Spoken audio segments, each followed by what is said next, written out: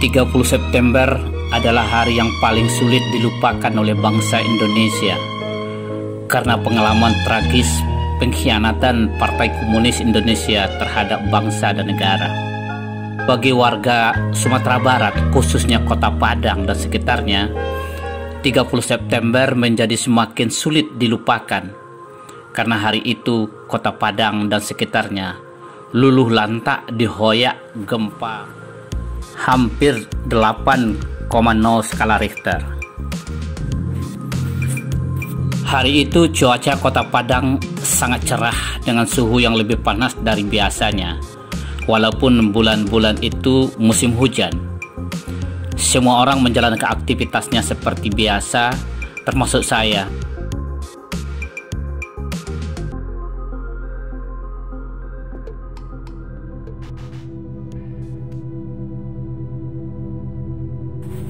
Gempa dahsyat itu mulai menggoyang bumi Kota Padang dan sekitarnya selepas sholat asar menjelang masuknya waktu maghrib.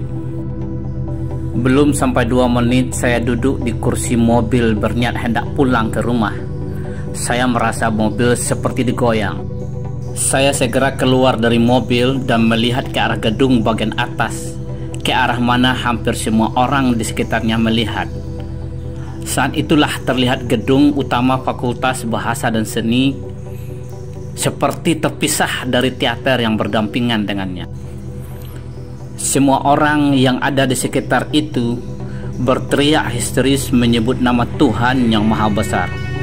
Allahu Akbar, Allahu Akbar, Allahu Akbar, La ilaha illallah, La haula wa la quwata illa billahil azim.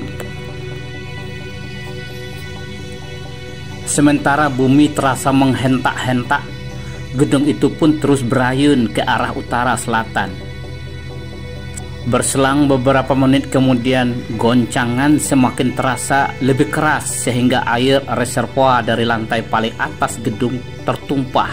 Tiba-tiba terdengar bunyi ledakan dari dalam gedung, dari robohnya dinding-dinding bagian dalam. Semua orang yang ada di sekitar saya tidak bisa berdiri. Ada yang jongkok, ada pula yang duduk berangkulan karena rasa takut dan cemas. Walaupun goncangan dan hentakan bumi saat itu tidak lebih dari 3 menit, tapi terasa hampir 1 jam. Setelah yakin tidak ada lagi goncangan keras, saya masuk ke dalam gedung untuk mencari tahu keadaan beberapa orang mahasiswa yang pada saat itu masih mengikuti perkuliahan.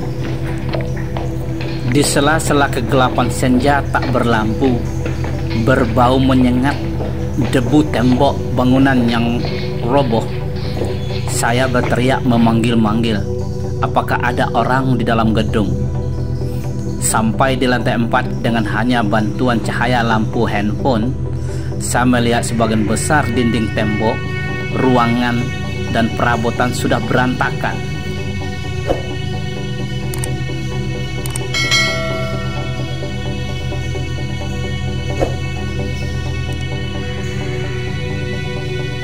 Karena tidak ada yang menjawab teriakan saya, dan suasana pun semakin gelap, serta rasa takut pun datang, saya segera turun dan keluar dari gedung. Senja itu tidak terdengar suara azan dari pengeras suara masjid-masjid di sekitar kampus. Mungkin karena semua orang sudah meninggalkan kawasan pantai. Tapi yang jelas aliran listrik putus total.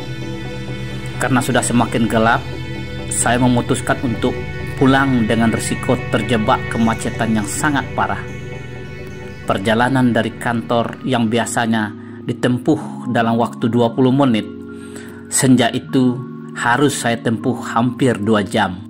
Sepanjang perjalanan pulang, di tengah kemacetan yang sangat parah, saya menyaksikan gedung-gedung, pohon-pohon, tiang listrik, dan kabel listrik berantakan. Tidak ada yang bisa saya hubungi. Saya telepon, karena semua jaringan seluler terputus total. Satu-satunya sumber informasi yang bisa diperoleh hanya dari Radio Republik Indonesia Padang yang melaporkan kondisi kota Padang dan himbauan wali kota kepada masyarakat untuk tetap tenang. Bahkan wali kota menghimbau agar masyarakat tidak meninggalkan rumah karena tidak terjadi tsunami. Namun himbauan itu tidak dihiraukan. Masyarakat tetap berbondong-bondong mengevakuasi diri dan keluarga ke arah timur kota Padang ke lokasi yang lebih tinggi. Saya baru sampai di rumah hampir jam 10 malam menemui anak-anak dan istri dalam keadaan selamat, walaupun wajah mereka penuh wajah ketakutan dan cemas. Di sela-sela cahaya lampu mobil, saya melihat anak-anak dan istri saya sudah mengevakuasi diri keluar rumah dan tidur di teras.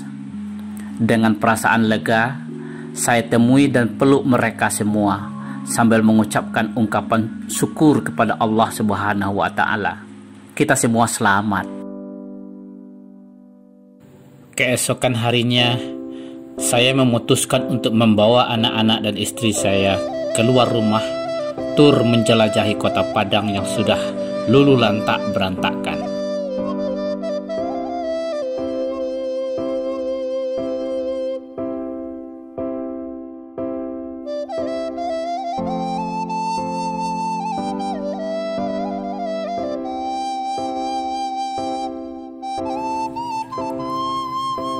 Di tengah hujan lebat pagi itu, kami menyaksikan kerusakan pada bangunan rumah penduduk, gedung pemerintah, toko, hotel, supermarket.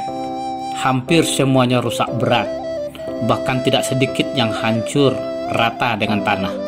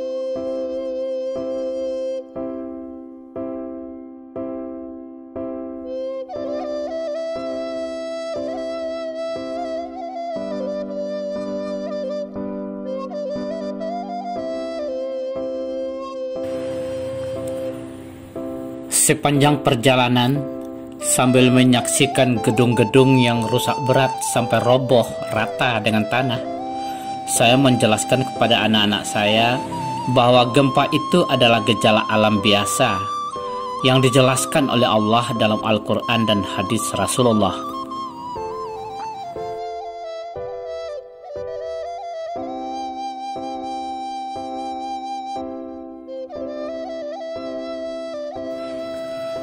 Di sela penjelasan saya, anak saya yang paling kecil bertanya, "Kok kita sering kena gempa, Pak?"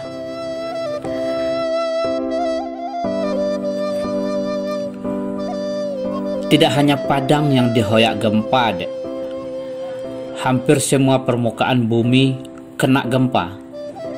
Tapi kita memang sering, karena kita berada di pantai barat Pulau Sumatera, daerah yang dilalui oleh patahan bumi, baik darat maupun laut. Setiap saat lapisan tanah ini bergerak sampai saatnya nanti patah, terlepas. Saat itulah terjadinya gempa.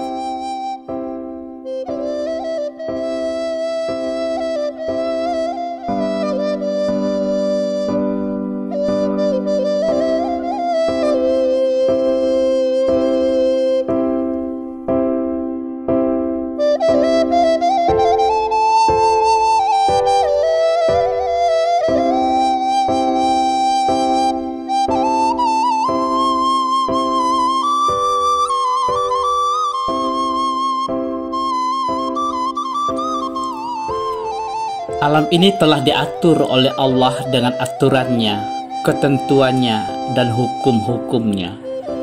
semua makhluk di bumi dan di langit tunduk dan patuh kepada hukum-hukum, aturan, dan ketentuan tersebut, kecuali manusia yang suka melanggar dan menentang ketentuan Allah.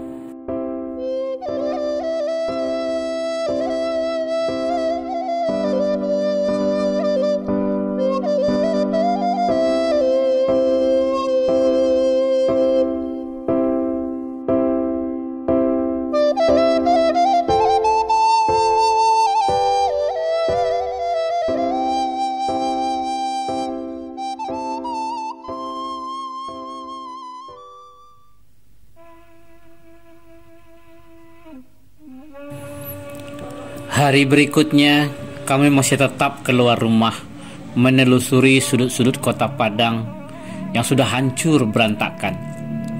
Hari ini, destinasi wisata bencana kami lebih fokus ke lokasi-lokasi evakuasi korban dan rumah sakit.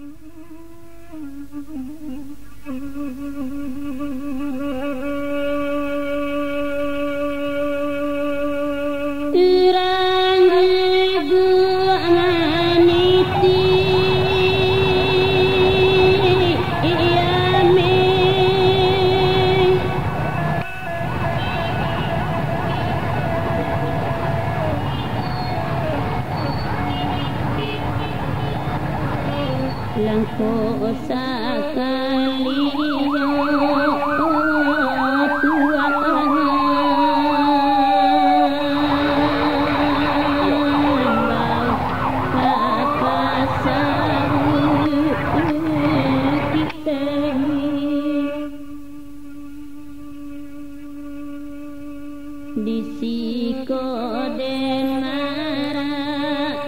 Ratusan, bahkan ribuan orang korban meninggal terhimpun di rumah sakit itu, menunggu dijemput oleh keluarga.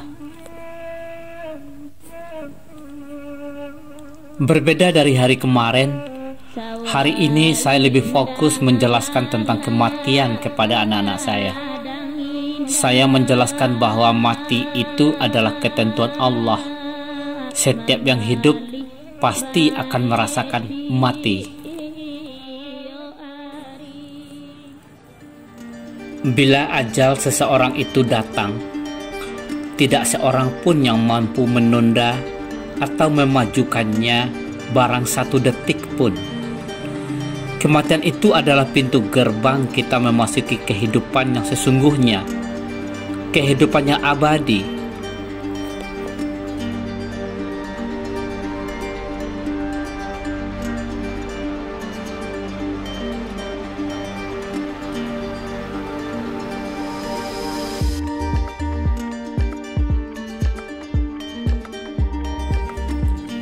Untuk mereda rasa takut, cemas, dan trauma, saya sengaja membawa anak-anak saya bermain ke pantai untuk meyakinkan kepada mereka bahwa tidak terjadi tsunami dan membangunkan keberanian yang rasional kepada mereka.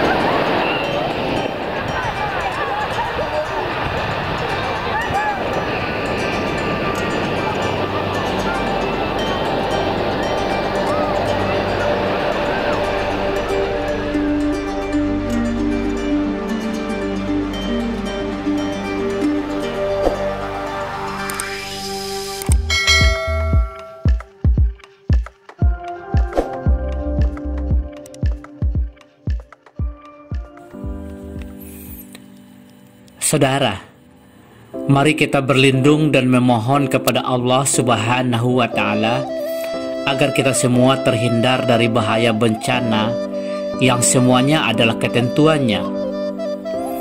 Musibah itu adalah cobaan, ujian Allah kepada umat manusia agar kita senantiasa ingat dan sadar bahwa Dialah yang menguasai dan berkuasa atas segala sesuatu. Semua yang terjadi di alam semesta ini berlangsung atas kehendaknya. Tak satu pun yang bisa menentang ketentuan dan hukum-hukumnya.